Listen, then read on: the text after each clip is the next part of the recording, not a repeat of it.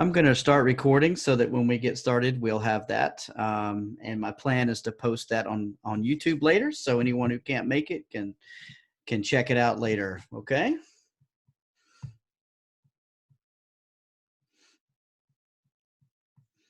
All right.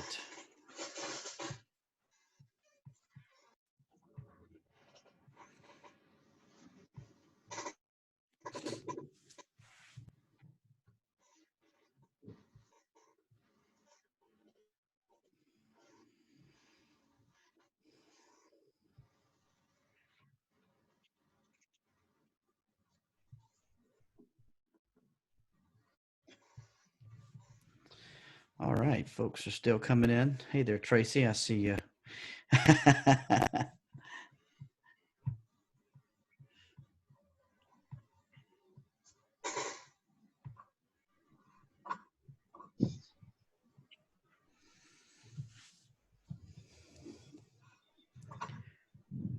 All right, what a great group.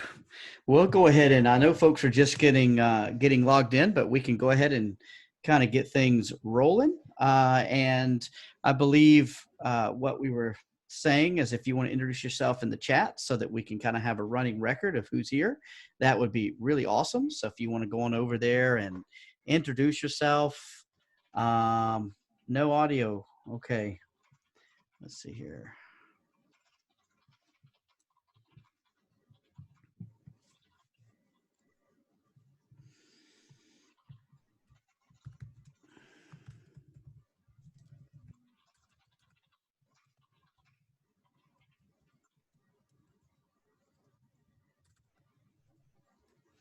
All right.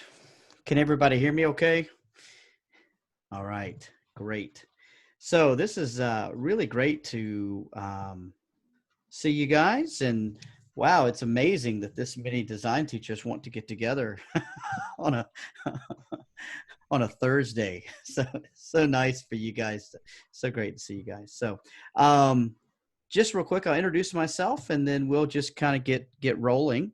My name is Jason Reagan, and I know a lot of you guys, but I'm the department chair for design and visual arts at Chadwick International School in Incheon, South Korea. Also, I am the career-related program coordinator at our school. We have all four IB programs, and so this is our first year doing the CP. So I think something that we're all here to find out more about is how we deliver design, especially in an online environment. And so it would be really great to hear from some folks about how they've been dealing with design and how you're teaching it with students in an online environment, especially if you're doing some practical sort of things. And so I would love to hear anyone who's having some success with how they're teaching design online, how that's looking and what that looks like. So does anybody want to share, have some successes or some things they want to share that say, hey, don't do that? All right. Go right ahead, Afreen. Hi everyone. So what I have been doing is since I cannot right now do the planned product design units with the students, I have started with new units with respect to digital design with them. And what I have been doing with my students is I am creating templates for them which act as a lesson plan also, and also gives them an idea of what they have to do in each of the strands. And with respect to differentiation, I'm also giving them different choice codes and options on how they would want to go ahead with their task. So they have to actually just complete the templates and re-upload it on ManagePack as a submission. And all of the templates that I have created, I am screen recording my presentations, and on Google Doc, I am discussing the entire lesson plan with them. This is how I have been going. And I recently started using Leopard with the Okay. students, and that was also a success. So I am thinking of doing more lessons on Nearpod for the coming week. So yeah. Okay, great. And have the students been okay with using Nearpod and working through the interface and everything? So this was the first week where I tried Nearpod with them, and they really liked it. The only problem that I was facing was, since there were so many participants, the students were having issues accessing some of the activity pages. Mm, Otherwise, the overall session was great. Next week, I'm planning to actually let them use the self-paced thing, because Nearpod has kept it free until 30th of April. So you can create a flipped classroom mm, using the self-paced mode. So, yeah. great. That's great news. Um, what are some other guys doing? Oh, you okay? We've got some folks here chatting. They're using Google Classroom. What are some what are some successes you guys are having with your learning management system, your LMS? Has there been some things you've discovered while doing this that have that you maybe didn't know about before or hadn't used much? Has there been some really good things you guys can share? Okay, Dean, it'd be great if you could share. We use ManageBack, and we also use, it used to be called Haiku. It's Oh now yeah. called Earth Learning. Okay. And you know, it's kind of an advantage that there's no textbook for design, because all of my materials were already on Haiku. So when we had to go online, the students were already used to getting Google Docs, getting tutorials. So Jason, one of the challenges, I actually saw one of uh, your previous podcasts. I think it was with maybe two podcasts back with the IB in the United States. Mm, And it's really about the difference between digital design and product design. mm-hmm, So mm-hmm, luckily I had flipped. I usually do digital design in the fall and product design in the spring, but I decided to switch it up. And so most of my students are working on digital products right now, programming in Alice and creating movies, creating software for their teachers, mm-hmm. uh, doing an internet safety game in Scratch. But there's a few that are not, and luckily I'm doing digital fabrication, so they can create on their computer, and then I plan on going into the design lab and actually using the laser cutter and cutting out parts and assembling things and then sending them photos. The one gap has been, I usually do a sumo robotics project with EV3, Mm, and just so that anybody who does robots and is struggling because the students don't have mm. robots, Vex just came out with a virtual robot. It's you can find it at vr.vex.com, and it's a Scratch-like programming interface that lets Okay, you program a virtual robot. gotcha. Okay. Well, that sounds great. That's some really great information, Dean. If you don't mind popping that onto our Google document that we put there, I've put the link at the top of the chat, and I think that folks would be quite interested in hearing to see more of that. So that would be great. Thanks so much for sharing. All right, let's see. If we've got some more folks who want to share kind of what successes you're having in your classrooms at the moment. Okay, Ekta. Let's see. Hi.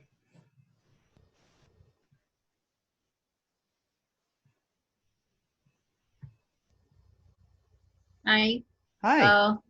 uh, what I've been doing is I just give them a demonstration using the Zoom, and Okay. once the demo is done, and if they have any queries, I just do the screen recording of the same demonstration again, giving a voiceover, and that demonstration video is shared with the students so that they can revisit to the concept, and if they have any things to be understand, they can just revisit that video and understand the things. And further, if they have any query, they can send me the mail. And for the task, I'm sharing them with the templates wherein the detail of what they are expected to do, it's given, they fill up and they send me back on the Google Classroom. Oh, okay. That sounds great. I love being able to use a couple of different apps to be able to do that. So that's great. Yeah. Thank you. Right. Tracy? Yeah, so we started, this is my first year as a design teacher, so please be gentle if I say something wrong. I'm also teaching science at the moment. I'm doing an IDU that we started before we all broke up 3 weeks ago. I'm with INS, and it's a World War I artifact museum project. And so the idea was the students were to make an artifact for the museum. And I feel so blessed compared to like my science classes, because design itself lends itself to project-based, all project-based learning. It's, you know, they can do it at home. They've just had to adjust. They're actually about to start the criterion C.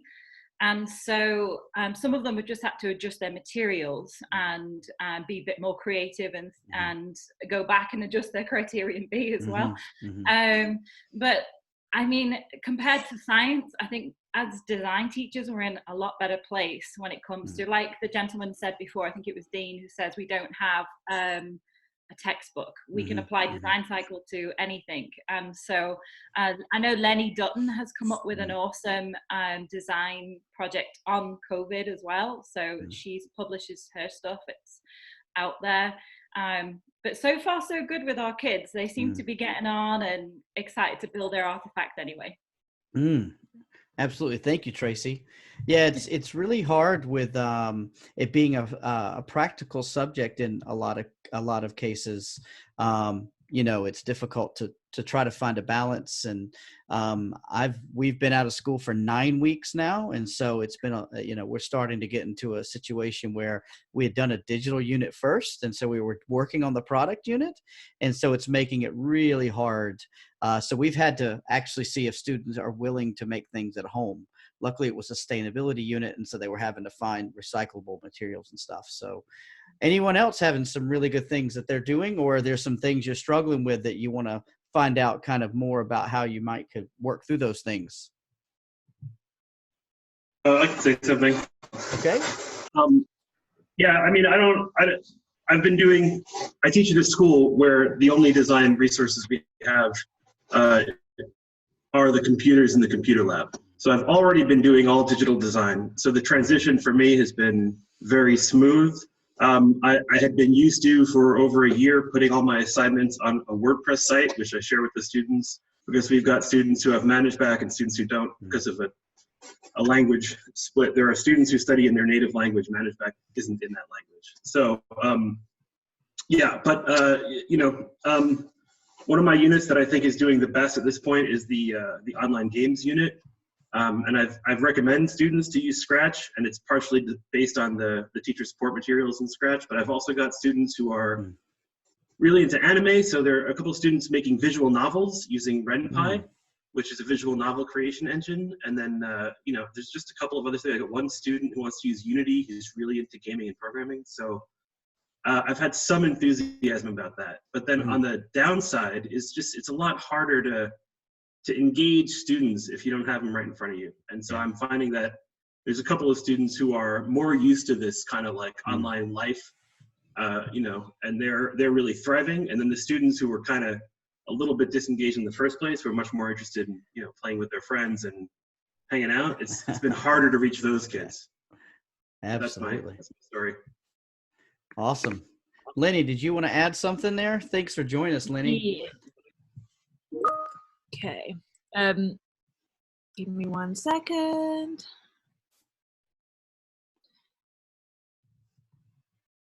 Oh, sorry. I'm in. Okay. I'm just sneaking in during my class.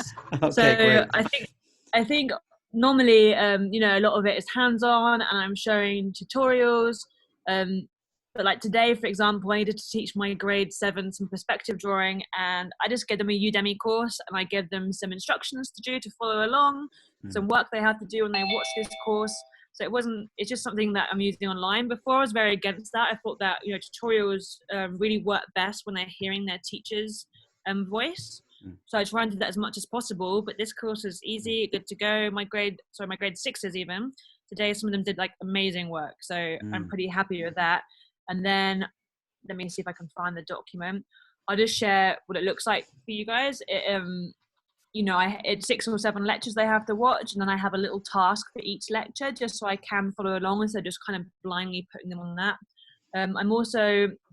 We did a unit where they learned to make choose your own adventure stories with Twine using HTML and CSS. And with that, we did lots of things. Like we did the games on paper, and I was able to show them stuff face to face. I can't do that same level of one-on-one support online. So I've been getting them to use Code Combat and Osaria. They could choose either program, and they could choose Python or JavaScript. And at the end of the lesson, they have to reflect on the ATLs they use, talk about any challenges. And the kids are really flying through that. A lot of them are spending their own time working through those courses. And today I just got them to do a very simple GIF of one of the levels they completed using Giphy Maker. And they seem to enjoy that as well. So I'm just kind of, actually in your podcast, I was listening to it. It said something about not reinventing the wheel, like using these things that already exist. And I've seen a lot of people saying less is more. So it's definitely something that I agree with. I'm just getting the link for the perspective drawing course, and I'll share it to you all now. Thank you. That would be awesome. Thanks so much for popping in the middle of your class. Don't tell your students. Well, this is great. Thank you for that. Let's see. We've got some other folks who want to share. Afreen, did you want to share? No, actually, I needed help here. Oh, okay. So a lot of parents have been complaining about students being on screen a lot, and they want us to reduce the screen time. And with design, when it comes to actually making the e-portfolio, it's been a struggle. And I wanted to understand how other teachers are managing that. Like how you getting done criteria A and criteria C done with them, when if this problem is there at your school as well? That's a great question, guys. Does anyone have some ways that they're doing more offline portfolios and design folders?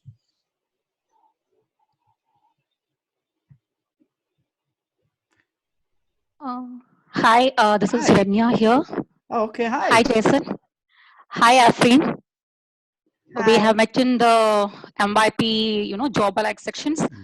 Yeah. So what we have taken as a strategy to reduce this training is that, we give them a lecture or a class for around 40 minutes. And the next 20 minutes, we are not asking them to view onto the screen, but yes, to do some small programs or, something that they can do with a pen and paper, literally. So that they can actually take that 20 minutes rest from the screens. So this we are doing with every subject, not only with design, with all the other subjects as well. So be it science, be it maths. So we give them the 20 minutes task to them so that after every 40 minutes, they get a 20 minutes break. That's great. Yeah, I think building in that time is fantastic. Absolutely. Katerina, did you have something you wanted to add?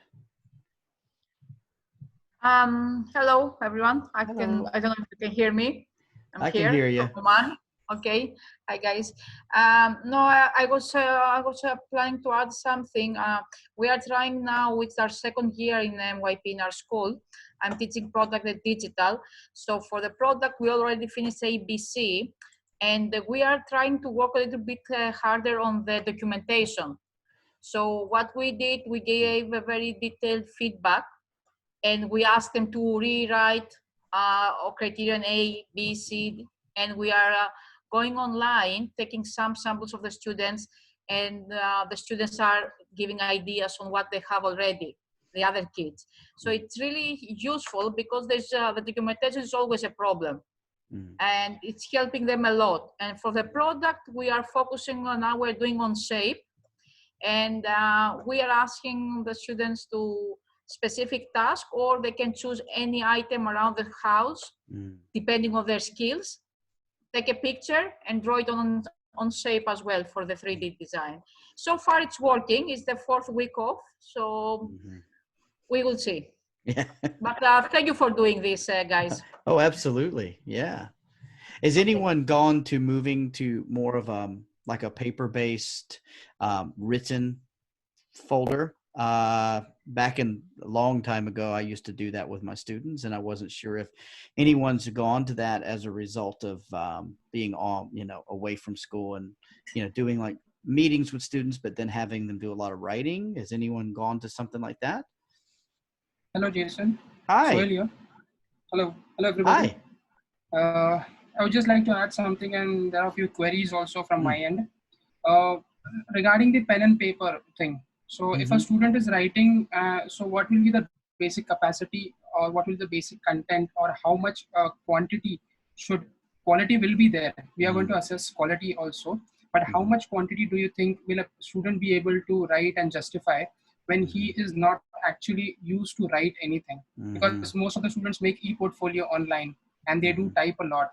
So how about when they write? So is it actually going to affect when they write? And secondly, many students are also facing problems when they are doing criteria C now, when there is lack of instruments and no lab equipments available nearby. So how do they justify? Like, or what options do we give as a teacher?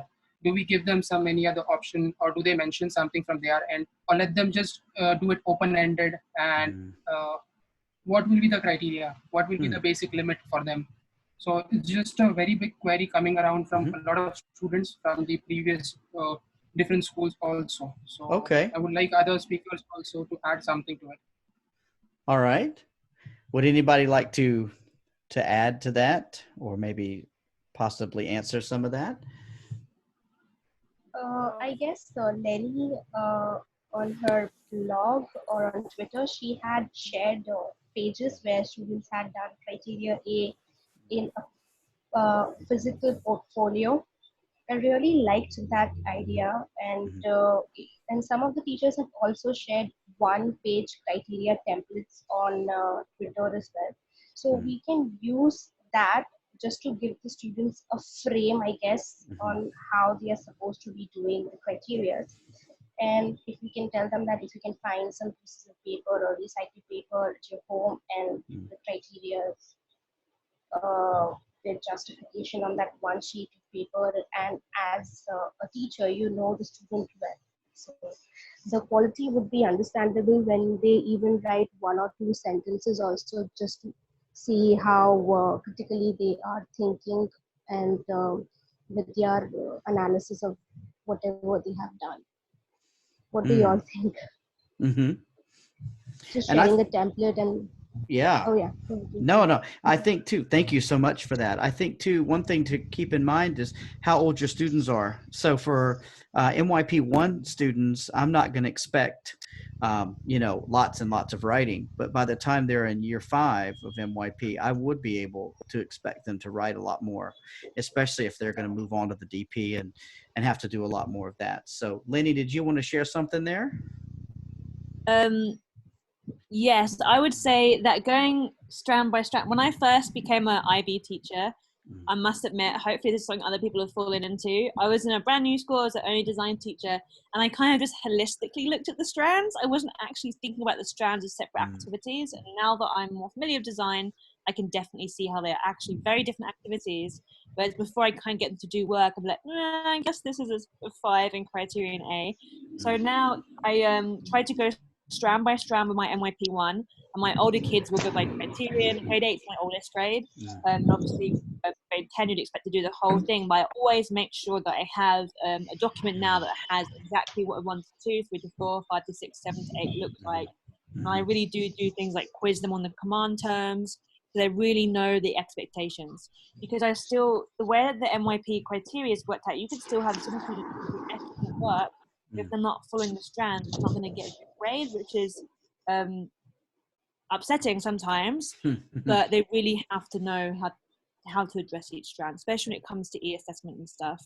Right. And then I know you're talking about paper and working on the computer. One of the first IB school I worked in was a paperless school. So we were one-to-one. We were not like, if you photocopied, you get in trouble, which is weird. It was like a brand new school. So sometimes our Wi-Fi didn't work. And we're like, oh, well, like, but it really made me be, doing everything digitally. And then the first year in my current school, I kind of did the same thing. We just had the process journals were like Google Doc folders. Right. But this year I gave them all a sketchbook and they can use a Google Doc. And I give them that choice. And then often the Google Doc will have upload a photograph of your work here. So they are using both. And I try as well. I try to teach them those skills. Like we're doing perspective drawing at the moment, so they're all doing pencil drawings. But I just sent a message to my group saying, "Don't worry if you're embarrassed by your drawings. I suck at pencil drawings too. I'm much better on the computer. You're going to be better one way or the other." Now, also with my drawings, one thing that really helped is I bought like a bunch of gel pens and I bought like stencils, and a lot of kids at the moment are into bullet journals. And so they're really like, they're doing like calligraphy for all their headings, and giving them just those nicer pens and stencils has really pushed the level of the physical process journal work up. Right. And I think I've tweeted a few of them. I'm going to tell them now that I'll show you some of them as well, because they'll be very Thank you for that. You're very kind for sharing that.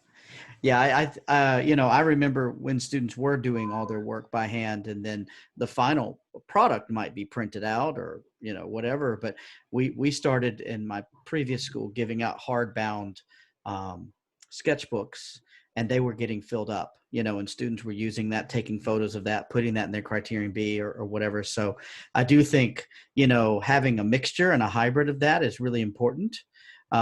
So, definitely. Absolutely. So I had some other folks who wanted to ask some questions. I noticed that, is it Aisha Taylor? Is Aisha still here? Aisha Taylor was saying that they have gone to a pass-fail situation with their students. And so I'd like to hear some more about that. Aisha, are you willing to share that with us a little bit more?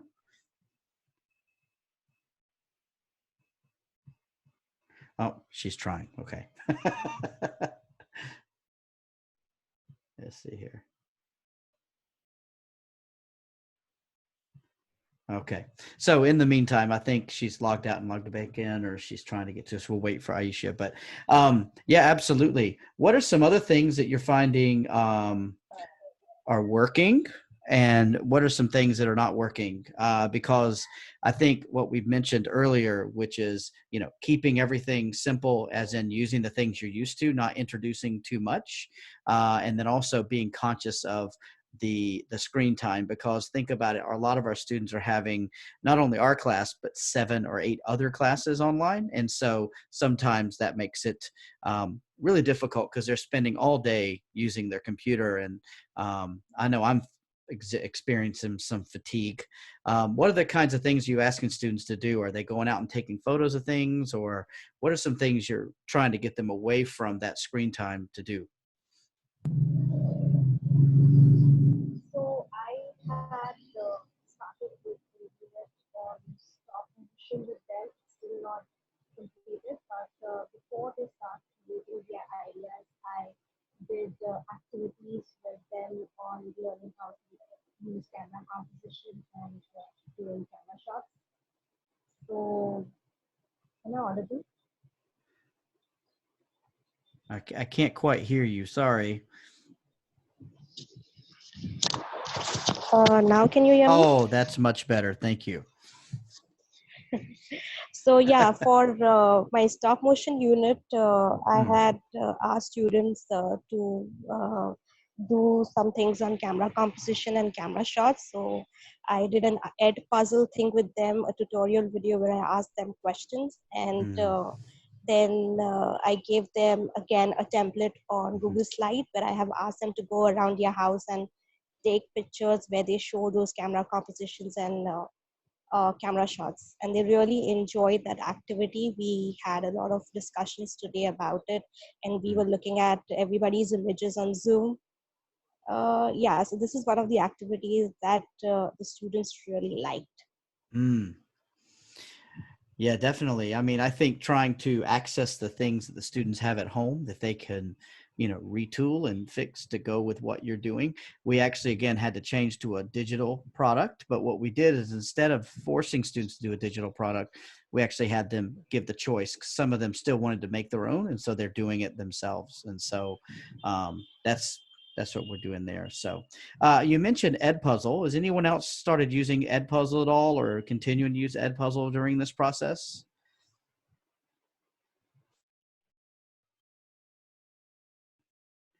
Yeah. Okay. Go ahead, Samuel. I'll unmute you. Sorry. Myself. Oh, There you yeah. go. Yeah, sure. Okay.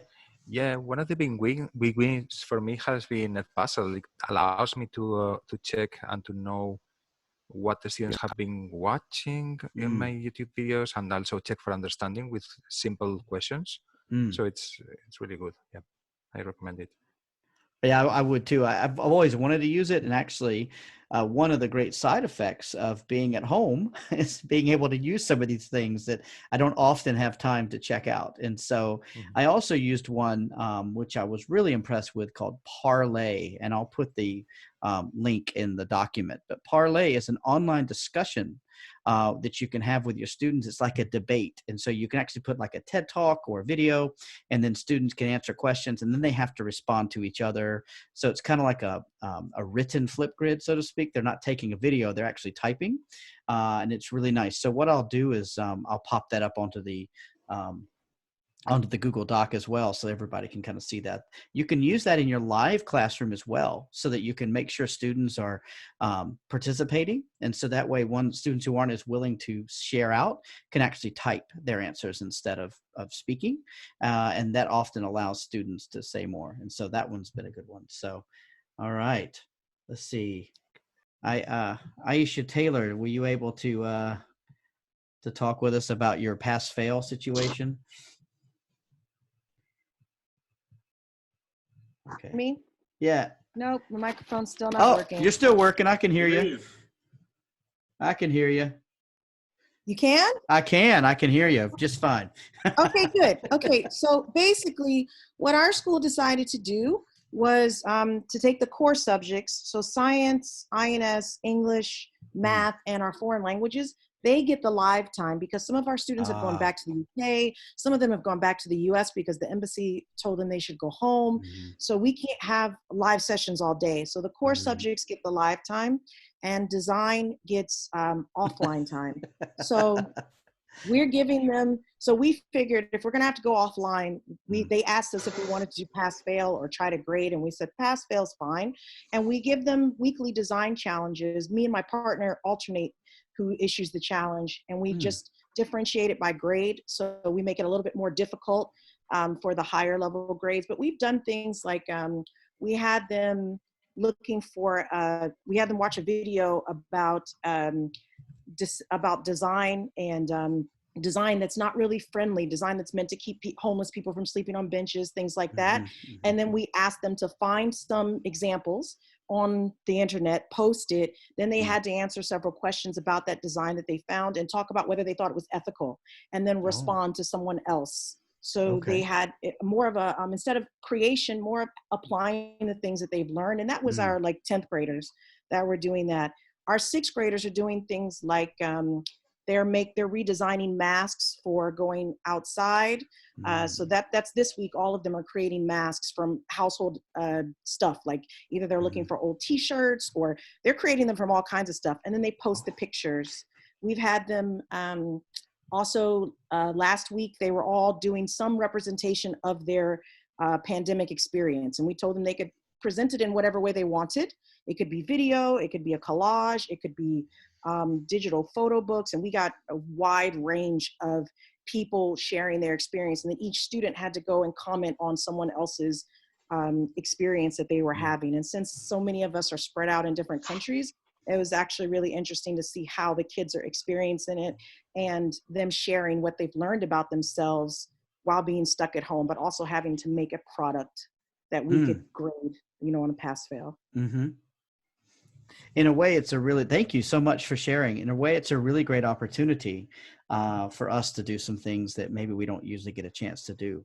And I'm noticing Tinkercad's popping up a lot in the chat. And I also saw that Tinkercad just released some new materials in their toolbox, some new shapes and things like that. So it seems like there's a lot going on with them, as well as, you know, the online version of SketchUp and things like that, which are all free, which is nice for students to be able to do that as well. So thank you for sharing, Aisha. I appreciate that. Yeah. And so now I want to move a little bit and ask you guys another question. Oh, Lenny, go ahead. Sorry. Sorry, can I share my screen? Is that right? Please. So host disabled attendee screen sharing. Wait a minute. I'll share it with you right now. Don't worry. Sorry. That's all right. Let's see. Will that work? Let's have a look. Yes. Okay. So hopefully you can see my screen. This is something I use to start every single lesson with when we are in school. And I wasn't doing it at first on Zoom, but I've just started doing it again. Sorry, on Microsoft Teams with my kids. I've started doing it again. Originally, I didn't do it because I thought that I was going to do it as just a photograph and they might reverse image search it, but I just do it as if it's a live discussion. What happens is I show them one of these slides and they have to kind of guess what it is, and the next item shows what it actually is. So this one, for example, they will think it's something to do with alcohol, or it's a breathalyzer, or it's a gun, and then it's revealed that actually it's something for people with diabetes. Basically, they have a temporary tattoo and they can inject or take blood from different parts of the arm or the tummy. There's like a shoe that's made of bubble gum, all these weird things just to get them thinking. And when I do this, there's no reward for getting the right answer. In fact, they shouldn't, unless they have for some reason seen the thing. They're quite hard to guess. So it's just getting them to explain their thinking. And I like this because actually most of the ideas that the kids come up with are like amazing. Like the things that they actually come up with as alternative suggestions are better than sometimes what the product is. So I'll share this. It's really, really long. It's things from the Red Dot Design Awards, the Beasley Design Awards, the James Dyson Design Award. And I have, this one's super long, but then I have 2 other presentations as well, which have even more. I'm always adding to them. This is a nice way just to get that kind of the brain awake again after maybe some more boring online classes and other subjects. That's amazing. Thank you for sharing that with us. And Lenny, I want to give you a shout out because I use that in my design class and the kids always beg me to do more of them. They're like, can we please have 2 more? You know, but I'm love you, Tracy. Yeah, absolutely. That's great. Thank you so much for sharing that. All right. And so that actually brings me to a good question, which is, how are you able to provide formative feedback to your students during this time? Since we're not having the normal one-on-one or walking around the classroom, what kinds of things are you doing to provide feedback to students?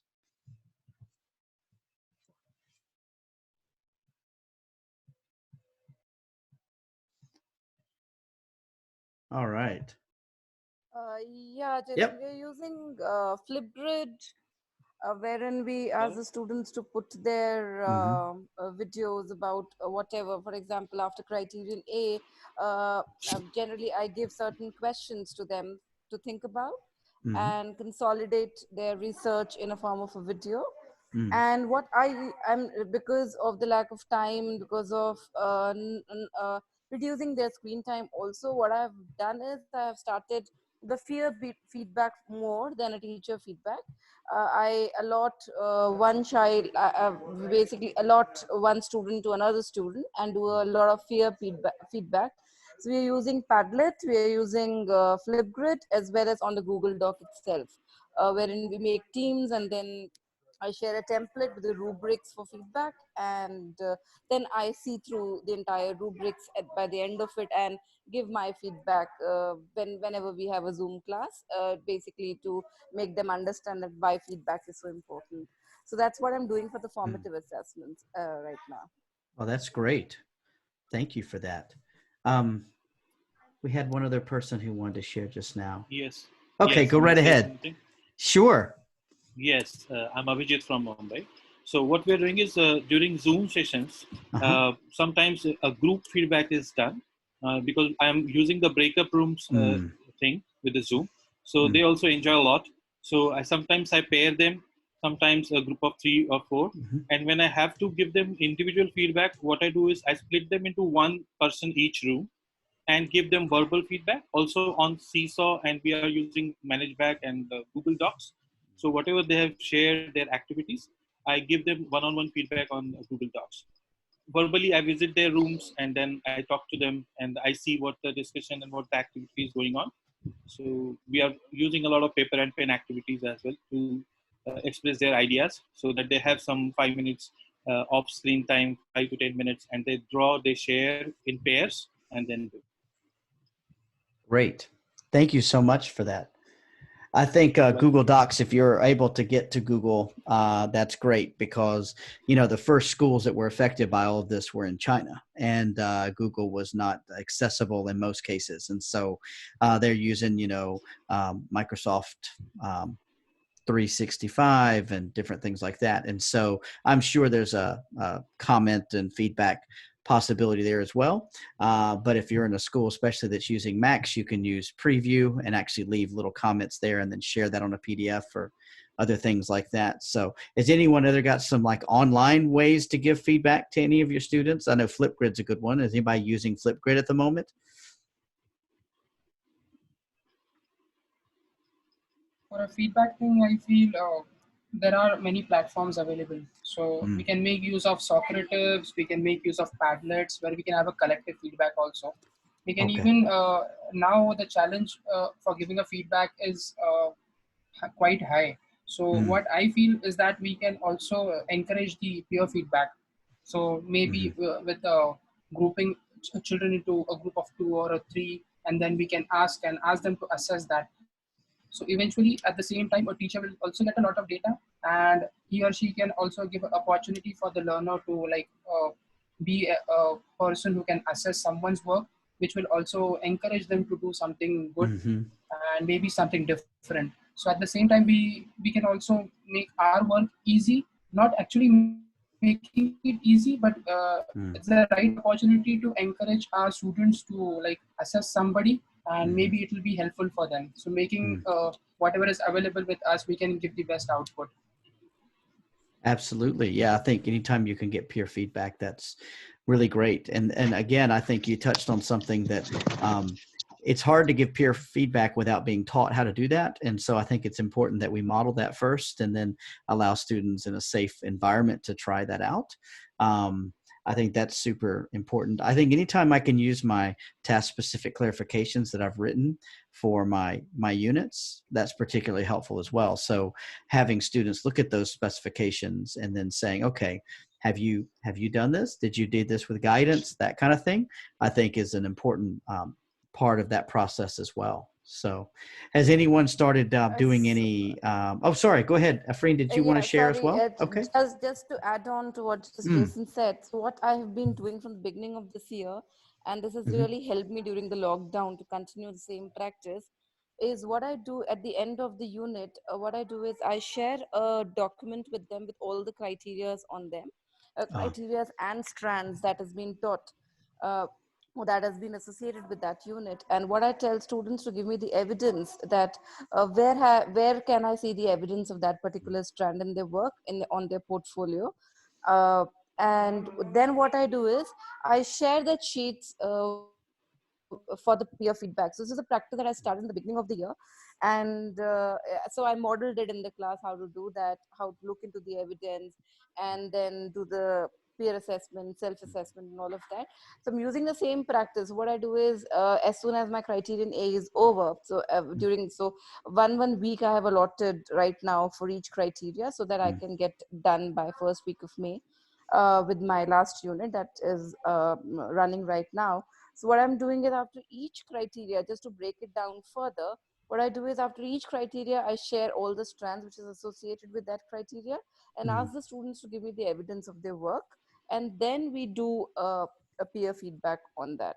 So it becomes easier for me as a teacher also to look into so many documents. And because in school, there are a lot of ways we do one-to-one interview, we do one-to-one feedback and so on and so forth. But at this particular stage, just hardly meet them. And meeting on the Zoom is also not that effective that we can give them a very, very authentic feedback. So this practice is working quite well, wherein I just share the document, ask for the evidence for each strand, and then ask for another person to look for it, and then I do a final oversee on that. Yeah, I think that's great. Anytime you can go back to those strands, it's going to be a very positive overall experience, hopefully. Also, once we're kind of back in school and around the students more, I think it's always good to have a sample of work that it's something like what they're going to do, have them all grade it themselves, and then go through and talk about what the grade most likely was, and then why it's not what they might think it is, and things like that are pretty useful. And so even doing that within your department, if you're more than a department of one, it's good to kind of standardize that way and talk through that as well. So yeah, that's great. Absolutely.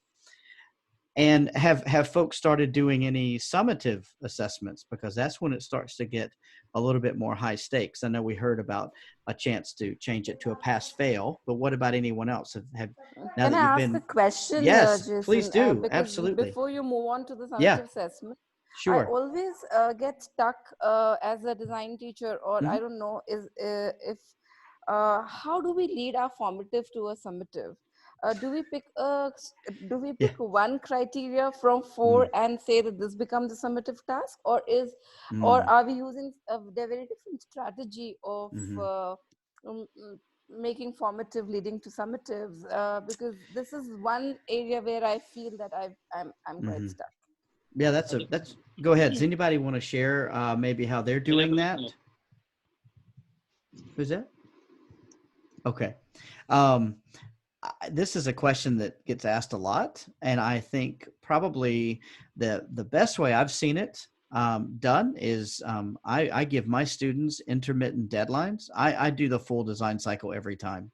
I just think unless I'm at the end of the year and I have 4 weeks and I can do something kind of fun that's not all tied together, I'll do a full design cycle every time. And so what I do is I have intermittent deadlines, and so students will give me their criterion A purely for formative written feedback. And so I just give them the feedback. They can determine what that would be on the mark bands just by my comments. I don't put a grade on it. I just give them the comments and they have to read through it. And then what happens is they're able to take those comments and refine what they've done. And then they have a chance to resubmit it as the full design folder at the end. So that's kind of how it's building on itself. Where it gets a little tricky is when you have a pretty quick turnaround for criterion D, because D's usually do, and then they're waiting for my feedback before they can submit their whole design folder. So I'm usually pretty quick. Often I make my criterion D an oral feedback session so I can do it in class right there. And I just record kind of myself some notes. With the others, A, B, and C, I'm usually giving them written feedback on manage back or something like that.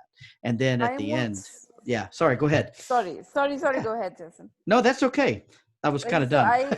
So I'm also using the same practice as you said. So I also do all the 4 strands for every unit. That's a complete design cycle. Sure. And try to cover as many strands possible. But I do drop few strands because of the lack of time and getting deeper into that. Lenny, you've just written in the chat window that you do a lot of tutorials and the mini challenges and brainstorming activities. So you do it criterion wise. Is it question that do you do it criterion wise? So your challenges are criterion wise, and then what becomes your summative? The final portfolio becomes your summative.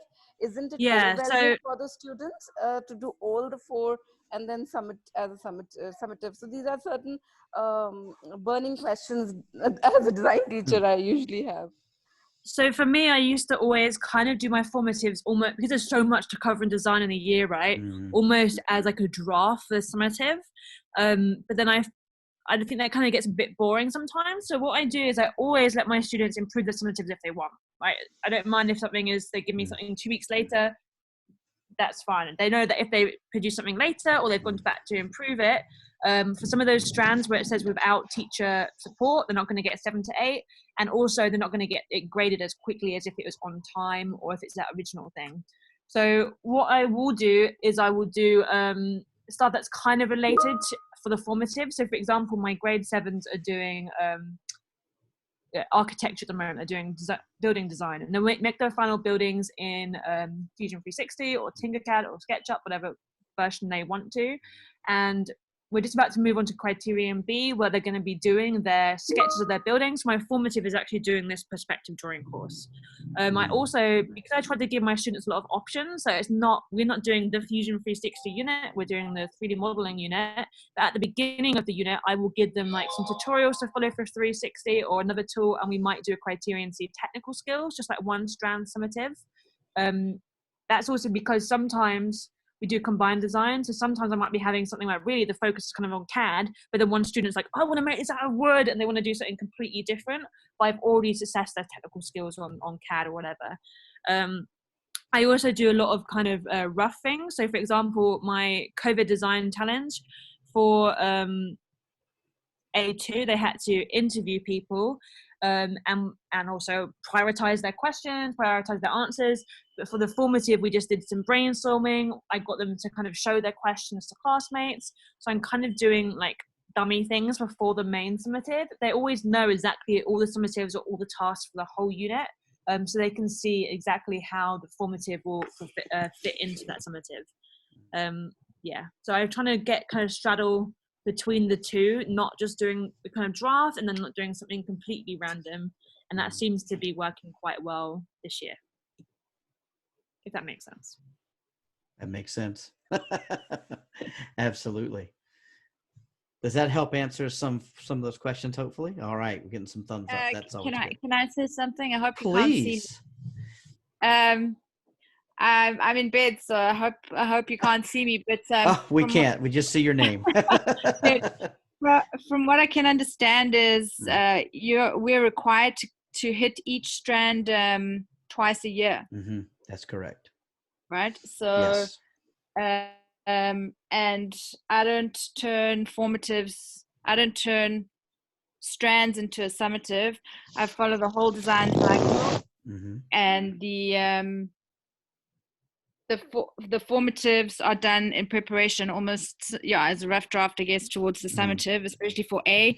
My understanding is that we are required to give formative feedback before they continue. And C1, we are required to give formative formal feedback before they continue, so they're set up for success. And then just to share, at this time, our school has said that we only need to cover one criteria this semester. So we're taking the pressure off our students completely. So for example, where we would be covering 16 strands, we've taken it down. As we get to criteria C and D, we're just hitting one strand per criteria. So I'd let them do it formatively, then give them feedback, and then they submit it summatively. But we're lowering the ante due to the situation. Yeah. I got you. All right. Those are great. Those are great ways to do that. Is anyone allowing their students to provide their design folder in like a very different format? Possibly. Oh, sure, Dean, go right ahead. Yeah. I'm going to share something that I went to a conference a year ago in Singapore, and I met Andrew Mays. I don't know if you know Andrew Mays, but he was the head of MYP Design for quite a while. Now he's head of DP Design. It was a very interesting presentation he did, because it was for DP design teachers, and he was talking about the new requirements for font size and how students were writing too much in their DP design projects. And so, of course, a lot of us in the room, I don't teach DP design, but I was there because I was interested in what they were going to do. And there were quite a few teachers that taught both MYP and DP design. And we made the comment that when you take a look at the MYP design cycle, the amount of writing we're asking these students to do is just amazing. And I asked, I've been teaching the MYP system before the next chapter. So came along. And so before the next chapter, there was always a curriculum review cycle for the, and so the question was, is when are we going to revisit this design cycle? And not, because for me, design is not about writing. Design is about prototyping, testing, and so I don't know. I visit all the strands, right, for each criteria. And Jason, just the way you said, I try to get in one project through all the criteria. I get through all the strands twice and all that. But I'm doing all this writing with them, and in the end, I just want them to design, create, prototype, and remake. And it's just, I just hope the IB after this can get beyond all this writing. That comes up a lot, Dean. Go ahead, Efreen. So I had a question. I want to know how teachers are managing the service component in design right now. I want to hear your stories because I am trying to actually now connect things to the service component, but it's becoming a little tricky. So I want to know how teachers are managing it. Yeah, has anybody got any information on how you're talking about using the part about the service that's in the unit planner, right? The section that connects service to, so, so go ahead. Afrin, I did a unit, it was my animation unit, to be honest, but we use the SDG goals as the main focus of our animation unit. So students picked different, so they picked a different SDG goal, which really makes sense. So our theme was think globally, act locally, was the major theme of the entire unit. So they picked up a SDG goal which was related to them locally, and they created the animation based on that particular issue, and we used that animation videos in our school community to spread awareness. So that's how our unit got connected to the service component. Thank you for sharing that, Shubha. Thanks. The majority of what I'm seeing now is to the SDG goals. Absolutely. Yeah. All right. Well, believe it or not, guys. Yes, go ahead. Sorry. For us, what I did was like people made the presentations spreading the awareness about cybersecurity, and the few presentations were shared depending on their target audience. They were shared in the primary assembly, and few were shared in the assembly during the assembly with the MYP students. And another grade was making posters. After creating the digital posters, those posters were printed out and pasted at various locations in the school itself to spread that awareness. And some people made a movie to spread the awareness, and those movies were shown as in between when we have our cultural program or the school events, just a kind of fill up. Those movies were shown to the parents and to the students. Thank you so much for that. I appreciate that. I think we had one more comment from Ms. Taylor about service. Yeah, for us, what it was really important to remember is that service doesn't have to be this whole worldwide thing. Service can be just to the community that is your school, and it makes it a lot easier to think about service. So like our M1s, our sixth graders in the first unit, they do propaganda posters, and they're asked to think about something that's really important to them, and we hang them around the school. So they had things about reducing waste and stuff, and that was just for our school community. So I think if you overthink it, it gets really complicated. But if you just think about service can be in a place as small as your school, as the community, it's much easier to connect the design to service. And especially with M5, where they have to find a real client, as usually what they're doing is providing service to some aspect of their community, even if they're just doing things like one year we had students that were designing soundproof boxes for the primary kids to be able to record videos. So that was service to our school, but it counts as some service and you can put that in the unit planner. Absolutely. Okay. So I too have a unit to share if you would. Sure. Yeah, so I have this grade 6, but not explicitly making it a service project, but I have been running this unit from last 4 years with my year 1, grade 6. So it is a very nice and successful unit where my grade 6 children are connected with an NGO who is running a small school for the children from underprivileged families.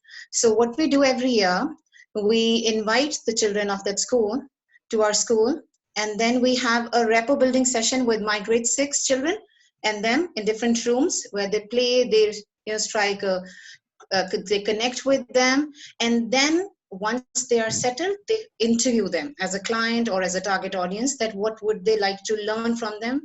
Computer skills. So basically the opening of the unit is always what is digital divide. So our children start with the research on what is digital divide and what are the causes and how big is this problem in the world. And then one of the reasons of digital divide is economic, financial setup. So we invite the children, they interview, and when they go back, then my students start working on their criterion A, B, and C, and they develop the lesson plans. They record their tutorials.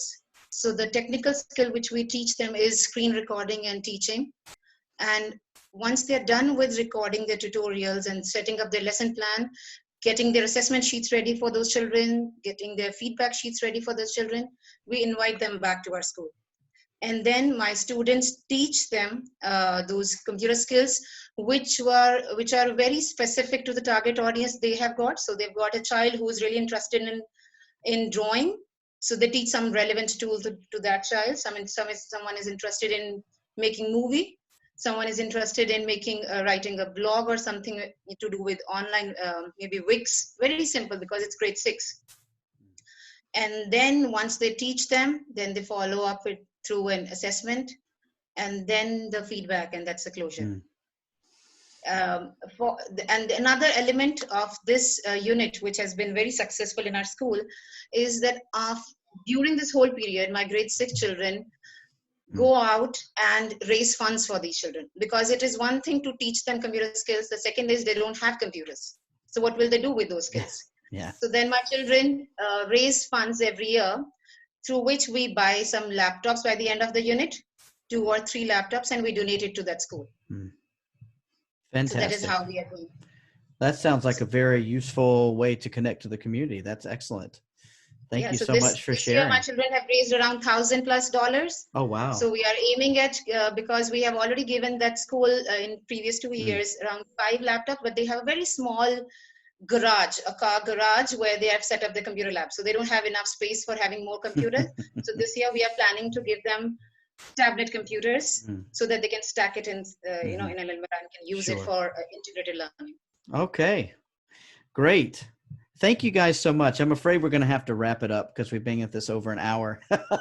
We could go all day. And so what I'll do is after we're done, I'll post this up on YouTube and I'll put the link to that in the Google Doc.